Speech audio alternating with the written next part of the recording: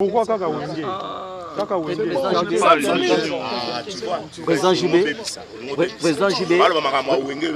Président Jibé, Bouti Koyambema et pas il y a président Sénat. Merci beaucoup.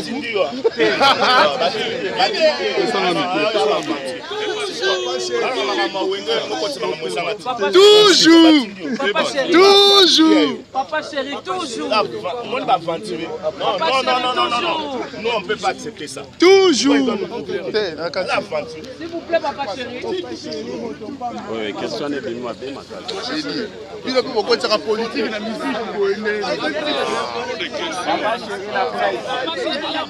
La presse, toujours, la presse, toujours. Politique à politique, politique à Eh bien, JB na Koffi Olomide na conflit. Bon, tout ce que nous connaissons est que non conflit à JB Piana na Koffi Olomide, il y a conflit peut-être que Koffi azawala na mwana na ye. Ce qui est problème, nous avons que soit disant qu'on fait le est-ce que c'est la raison où JB il faut aller na combo à Koffi au point que bakorotango pembeni na yete. Mais tout le monde y par rapport à réaction. Natangi combo à Koffi te, natangi quartier la terre. Il a fallu voir réaction. Il y a JB Piana. Est-ce que ceux qui les loge JB Piana a Silika peut-être un Koffi abimi alinga gabimana mwana na ye. Maintenant lui c'est qu'il fait aux enfants d'autrui. Il fait quoi des problèmes que il fait quoi? Moi na soukao babota na JB. Aza mwana na ye. Aza mwana mutu mususu. Marc Tabou par rapport à manque de personnalité.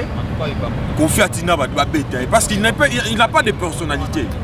Il ne se respecte pas. Marc Tabou yebisanga yi signification ya recader. Recader signifie quoi?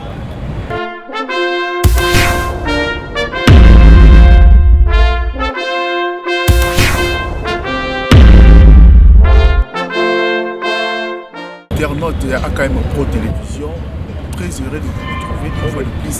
Dans le cadre de l'émission, dans la chaîne Nabiso, l'émission Nabino, dans la chaîne Nabiso, AKM Pro Télévision, l'émission Nabino, zéro complexe, zéro hypocrisie dans le cadre de AKM Pro.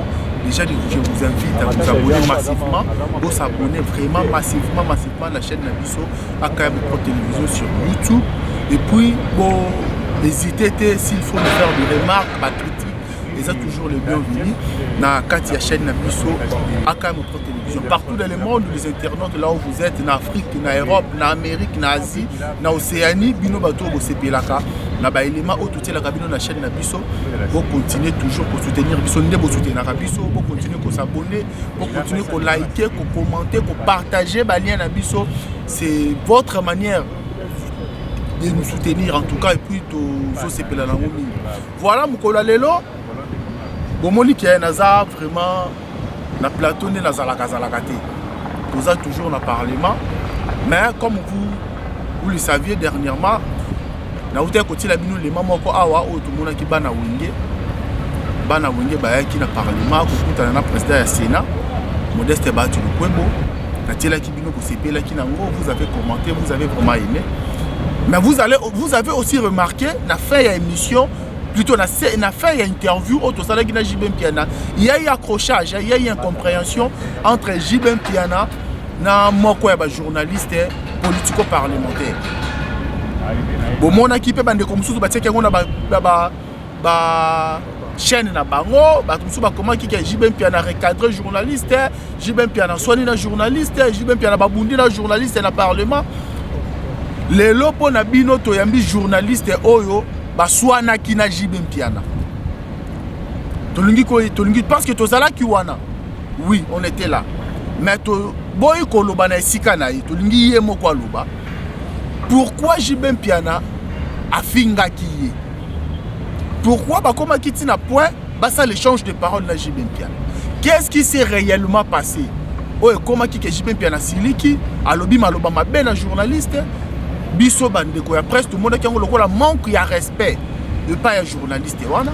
On ne comprend pas qu'est-ce qui se passe avec JB Piana parce que ces derniers moments, ces derniers temps plutôt, baza problème na Joka Kabengele plutôt na Zakari Bababaswe Babé Banina Nati Lokole, il semblerait.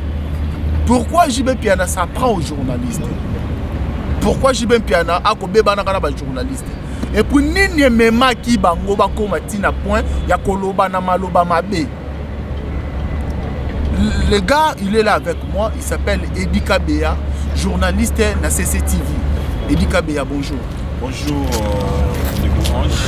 Très, en fait, tout le plaisir est pour moi de venir répondre dans cette émission Yamaloba au Banana. Ndeko, tokende tout droit. Non, mercredi passé, avant le concert Yawenge.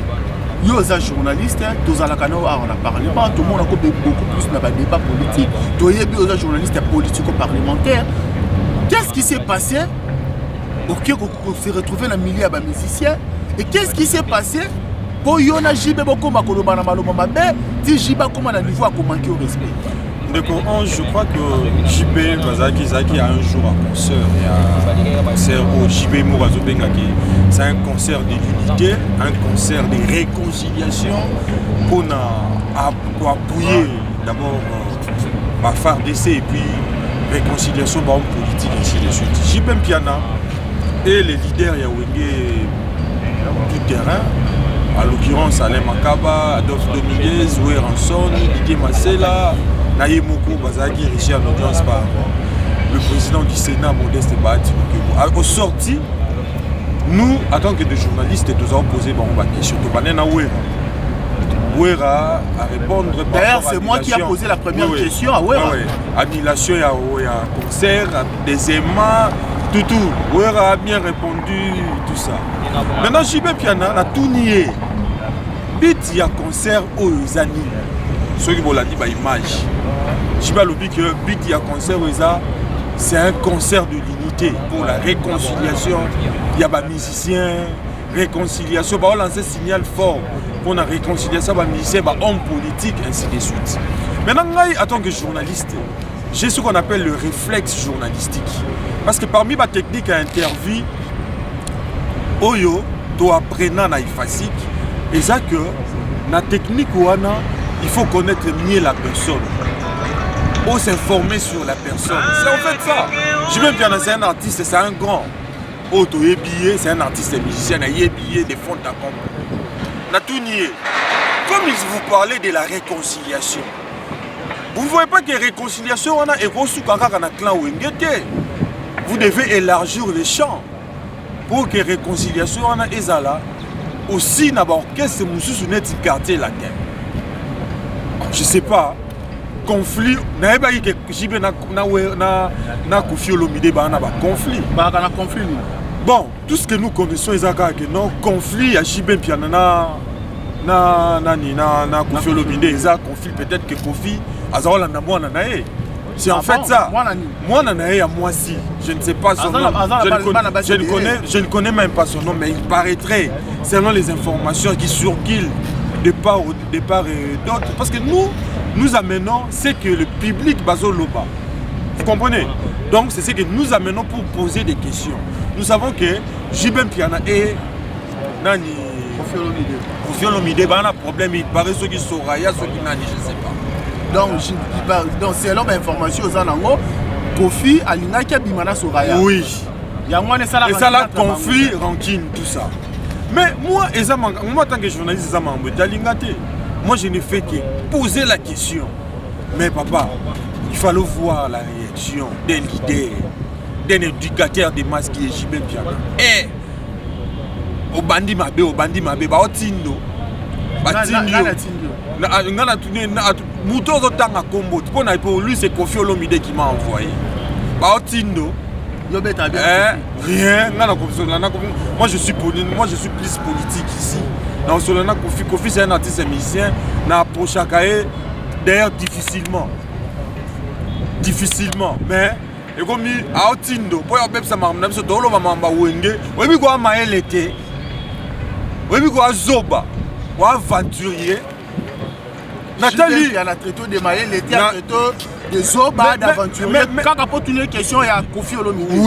Oui, mais elle est pendant partout dans Internet, ainsi de suite. Vous avez Maël était, vous avez aventurier. Nathalie Nabi, bon, JB Piana, c'est un père de famille. Hein? Il est un artiste et musicien aussi un grand. Je ne pouvais pas répliquer. Mais lui aussi, moi je suis un père de famille. J'ai des enfants. Il peut injurier un papa d'autrui qui est aventurier, Azazoba. Donc moi, comme je suis là, mon père qui a fait des sacrifices pour Nathan. Nasi ça va université. Donc JB Piana a foutu en moule éducation papa nanga na maman nanga ba pesanga pour me dire que naza maël était. Et puis il faut aller bakenga na bimi na lignée nini. Na bimi na lignée ya ba grands journalistes qui ont géré les RTNC. Il y a Kasonga Mungakala la Kafumbaka la Chimbadi. Il y a également Kala la Kunzameso. Ce sont mes papas, papa Babotinga Bangwan, papa Babotinga. Ce sont eux qui m'ont formé en tant que journaliste. En tant que journaliste, je ne peux jamais commettre erreur. Je ne fais que poser la question. Question, on a ce qui soit qui est au JB Piana. Pourquoi ne pas d'un fils qui balaye ça d'un revers de la main d'une autre façon au lieu de s'attaquer sur moi? Alors que moi, je n'ai aucun problème avec toi.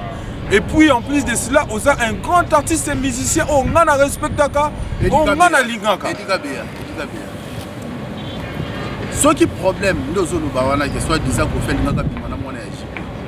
est-ce que c'est la raison où JB, il faut aller à combo à Kofi au point que mais tout le monde est par rapport à la réaction. Natangi kutu combo à Kofi, Natangi quartier la terre. Il a fallu voir la réaction. Il y a JB Piana. Est-ce que ceux qui les loge JB Piana, à Koro Siliga, peut-être un petit Kofi Abimi, à Linga Gabimana Mouananaï. Maintenant, lui, c'est qu'il fait aux enfants d'autrui. Il fait quoi? Il y a un problème. Il fait quoi? Moi, je suis Babotana JB. Azamouana Nanaï.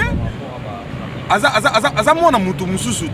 Est-ce que Azapé Ajimona Bananaï? Non, lui solo, on a solo. Mais oh, papa, nous tous, nous connaissons ça. Hein? Vous comprenez? Non, les solos c'est connu de tout le monde. Vous comprenez? Mais papa wana wana ya kolo mwana wana. Papa mwana suka. Aïgo ça ne peut pas citer. Non, vraiment soyons sérieux na mamusu. Mais mwana suka na zaka pe na ba aja ba suka wana. Bon, à cause à coup de lake peut-être. Soyons sérieux dans mon opposé, opposé. Non, non. Moi, je crois que moi, en tant que journaliste, j'ai fait mon travail. Moi, en tant que journaliste, je n'ai pas eu. Mais comme ça, va soutenir en gros, va marquer tabou, va lobby, j'ai bien bien recadré journaliste et moi et voilà. Entre voir qu'il y a d'autres confrères, Oyo. Soutenir que JB bien recadré journaliste tout une question il y a carte la tête pour la nuit. Mais Marc Tabou, je ne sais pas. Que Marc Tabou par rapport il y a manque de personnalité Kofi Atina va parce qu'il n'a pas de personnalité. Il ne se respecte pas. Marc Tabou il y a une signification à recadrer. Recadrer signifie quoi? Recadrer signifie que ça m'tunanzela na likambo ya sali ya bienté par rapport à métier par exemple. Mais JB Piana ne m'a pas recadré. JB Piana m'a injurié. Il m'a insulté. Yo sigo yo parce que tu dois dire que JB Piana a recadré un journaliste. Marc Tabou. Moi je suis un journaliste politico-parlementaire. Tu connais combien rédiger un papier parlementaire? Il y a Sénat ou Assemblée nationale, les arrêts difficiles. Yo qui m'a opposé nos facilités que dans la musique. Mais moi je sais ce que je fais. Et je suis conscient de ce que je fais. Toi, tu ne peux pas venir relater des contre-vérités pour dire que JB Piana a recadré un musicien, un journaliste plutôt, à Salaki, a posé ma question en caractère polémique. Est-ce que ce que tu dis là, est-ce normal? Tu es normal dans ma mozolo?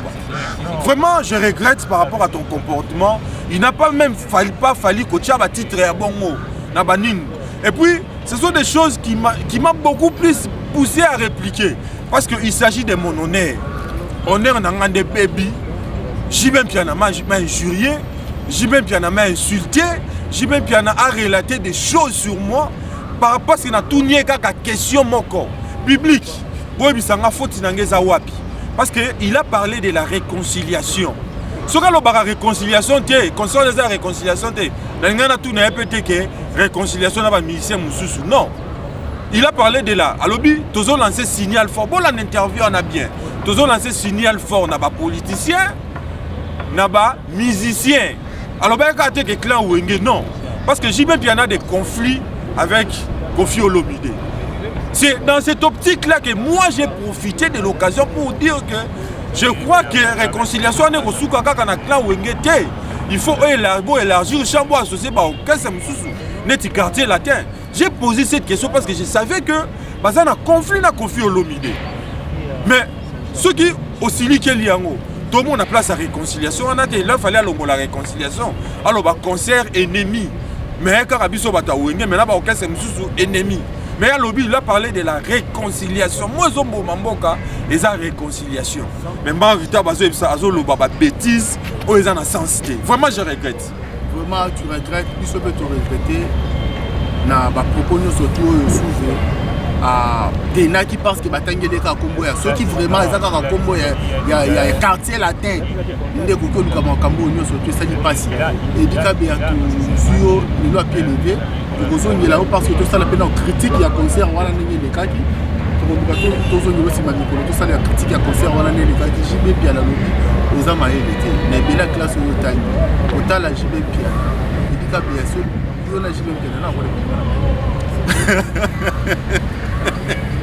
non, je vais bien, c'est un artiste musicien. C'est ça, il y a hésité qui était dans le Zoba. Non, non, on a peine à compter dans le Zoba. On a fini le gars, on a peine à compter dans le Zoba. Non, il y a ça, il Zoba. Mais moi, je suis licencié. Je suis licencié en communication d'organisation. Je suis gradué en journalisme. Je suis gradué en sciences politiques et administratives. Vous voyez ça? Mais JB m'a traité à l'autre côté. On a mis ma classe, mais le fait qu'il y a aussi à niveau, je crois qu'ils ont relevé le niveau. Lui ne peut pas comme ça se mettre un journaliste aux grandes dames, au grand public. Parce qu'un journaliste est à poser la question. Ceux qui, par exemple, le public, ceux par exemple, la finale JB Piana. Non, JB, vous avez l'été. Peut-être vous allez vous condamner. Mais si JB Piana cœur, réconciliation, on a beaucoup d'associés, on a beaucoup de quartier la tête. JB Piana Sili Kelinga a fini. Mais je Bolandi, on a coupé de l'autre côté. Il y a eu des injures graves hors caméra. Injures graves au JB Piana. Maintenant, mes enfants à la maison. Toi, tu as des enfants, JB Piana. Mais moi, mes enfants à la maison. Vous discréditez un parent d'autrui parce qu'il t'a posé une question plutôt, dans le cadre, il y a Moussala Naï à métier Naï. Est-ce que c'est normal? Mes enfants, Victoria, Moïse, Branham et Daniel, Baro Sepela, Nayo Lissousou, Nenga Bazaro Sepela, Nao Kala. Est-ce que l'entourage n'a pas de parce que moi je suis un journaliste, je suis un homme public. N'a pas de monde il y a battu belé bien que Yozana Bango est belé koleka. Mais batu nanga na muké wana. Est-ce que bako sepela na yo disusu JB Piana par rapport au comportement non affiché à un journaliste? Non, je crois que JB Piana, tu dois demander pardon au public. Pardon aux grandes dames parce que au fingi journaliste au simbi personnalité d'un homme qui met à l'aise la société qui est handicapé. Merci beaucoup handicapé. Vous avez aussi manipulé la lobby. Pour nous le déroulement et concert. On va critiquer les années. Merci beaucoup à vous fidèles internautes à AKM Pro Télévision. Nous avons besoin qui doit pour la téléphone, la ordinateur, la télévision. En tout cas, pour s'abonner, pour hésiter pour s'abonner massivement la chaîne Nabino AKM Pro Télévision. Merci beaucoup. Je salue de loin DJ Chico Milov depuis Cape Town, Salon Chico Milov. Je salue aussi mon petit frère Flémy beaucoup, l'héritier, le gardien du temple. Pourquoi pas ma sœur chérie, Boukia Vicente et puis Eli Charo. Et puis à madame Chanceline Tanou, Motema Chico Milov, depuis les États-Unis, mon ami et frère. Je salue comme ça Morvi Katala et Americano. LKM Moutombo Kameli à l'homme, Mobali. Donc, et puis à l'Angola, mon ami Charlie Katou. Tourema Dayagaga, serpent de pelouse. Pourquoi pas Santos Spiritus. Depuis Angola, Saïra Makola, mon ami. Je salue comme ça Cardin Malanda. Je salue comme ça Vincent Chiluizi, la voix du peuple. Pourquoi pas Dada Souzi Kibira. Et puis voilà, je salue toute la famille Matete. Matete Nabiso, Matete Bomoko, président Eric Lucas, taille olympique, taille magnifique. Pourquoi pas au Premier ministre français Honoré Nicolo Fader, Premier ministre. À ma sœur chérie, depuis Paris, Fleury Sengani, je te salue ma sœur, de cœur, toujours. Et puis à toute la famille, bon, en tout cas, vous n'hésitez pas à s'abonner massivement. Abonnez-vous massivement sur notre chaîne AKM Pro Télévision. Pour le reste, être écouté prochainement. Bye.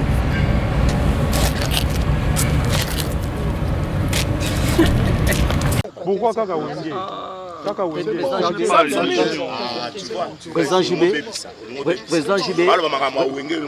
Président JB, Bouti Koyambema et pas il y a président Sénat. Merci beaucoup.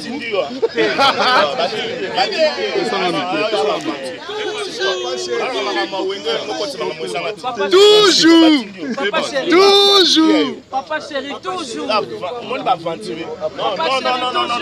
nous on ne peut pas accepter ça. Toujours. S'il vous plaît, papa chéri. Oui, question est de nous à bien. Puis pourquoi tu as politique la musique?